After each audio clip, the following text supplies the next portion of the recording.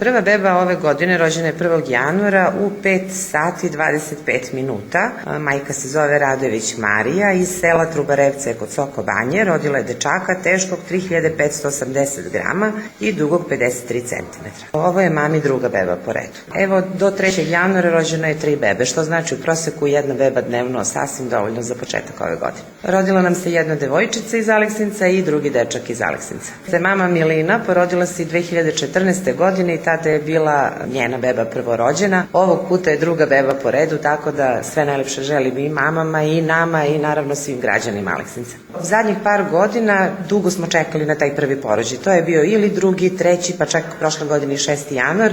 Ove godine, evo, 1. januara prva beba i u poslednje vreme, znači to su bile devojčice, ovog puta dečak, pa možda nam i donese sreću. Trudnice i buduće mame koje su zainteresovane mogu doći svakog četvrtka od 10 sati do 12. Imamo školu roditeljstva, tu imamo obilazak porodilišta, znači mogu da vide i novu opremu i gde će biti sa bebama i ono naravno sve što ih očekuje tokom porođaja.